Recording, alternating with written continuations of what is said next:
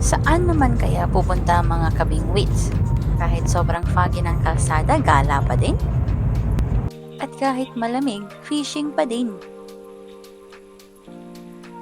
Siyempre pa, sa favorite namin. At favorite din ng madaming tao. Tingnan nyo naman, aga-aga, dami na.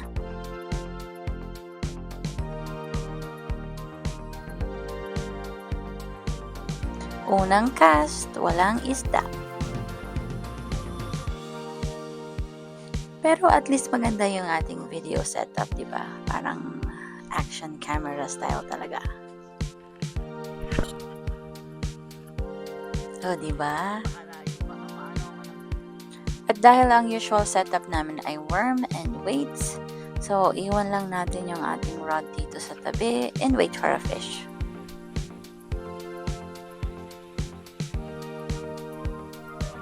Hindi kami magkatabi nila Lods Kim and Inday Janice kasi as usual, late naman kaming dumating, gawa ni Yogi. May nakapwesto na sa magkabilang side nila, so nahiya naman kaming sumingit. Kaya dito kami napunta sa mabato na part. Cast na daw siya. Oops, take 2 daw.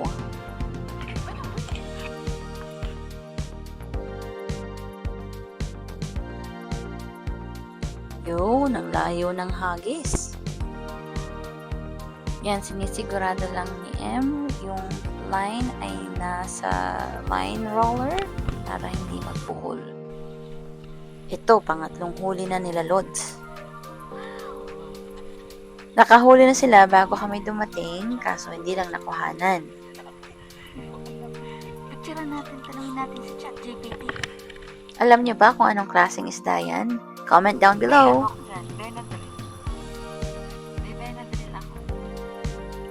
May iba naman tayo mga kabingwits. Alam niyo ba na kahit wala kayong allergies bago kayo dumating sa Canada or kahit sa ibang bansa, ay pwede pa rin kayong magkaroon ng seasonal allergies. Ayon sa studies, it'll take 3 to 5 years of continuous exposure sa allergens bago mag-react yung katawan. Oops, teka, may huli ata.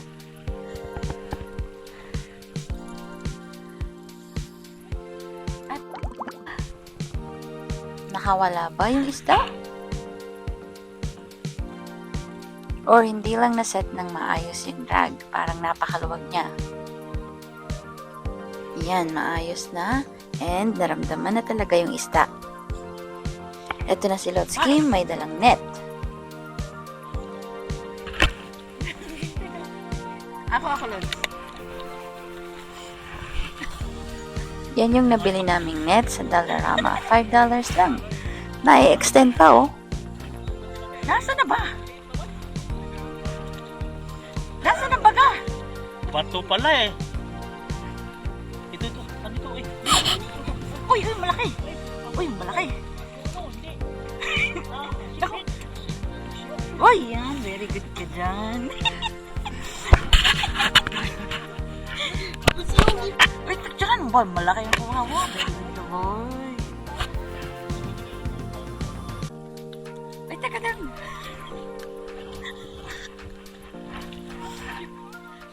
Hindi naman masyado halata na sobrang excited kami.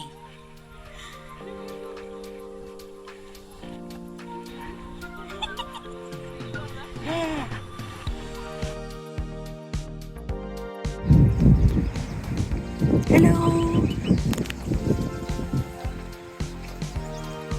And finally, medyo humuhupa na yung fog. Malabas na ng konti yung araw.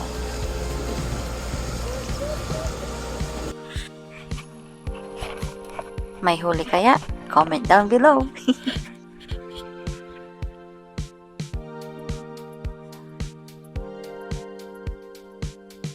Fortunately, nakawala yung isda. Kinain lang yung worm.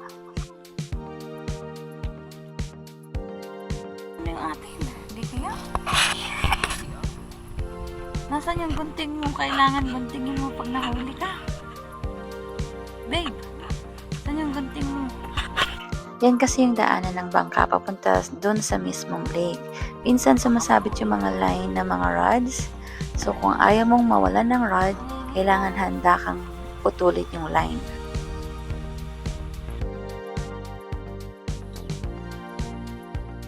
Tinatanong ni Yogi bakit wala pa uling huli. At saka baka naman daw pwede kaming sponsor ng Dollarama and ng Sea-Doo.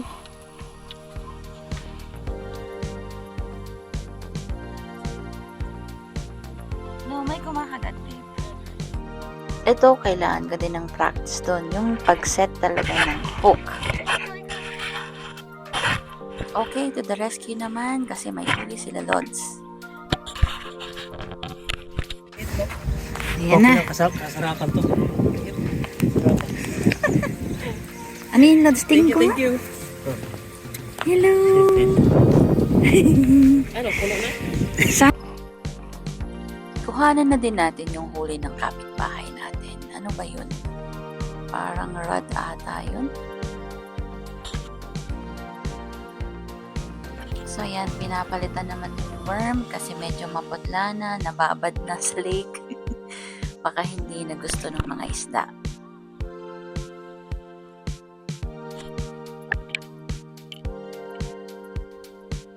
Sa fishing, kailangan talaga ng mahabang pasensya. Kasi kadalasan, ilang oras yung aantayin nyo bago yung next na huli.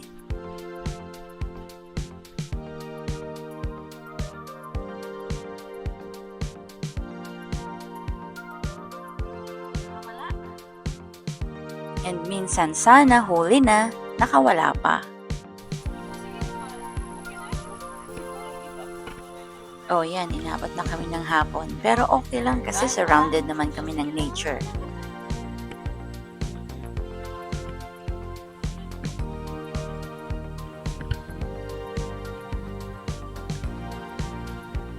And yung alaga namin, kahit saan naman pwedeng matulog.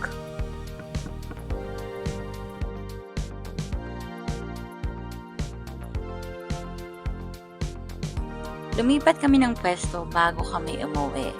Balita namin madaming catfish dyan.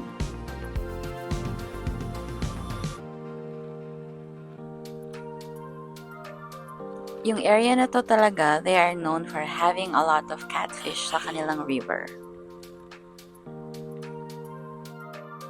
And although wala kaming nahuli that time, tignan nyo naman yung view namin.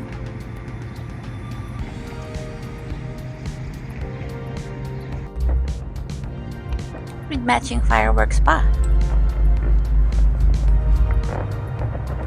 What a way to end our fishing trip in Maitland. Thank you for watching this video. I hope you guys liked it. Sabi nga nila, please like and subscribe. And more importantly, go out and enjoy the day. Keep casting kahit walang huli. Come back next week for another video. Bye!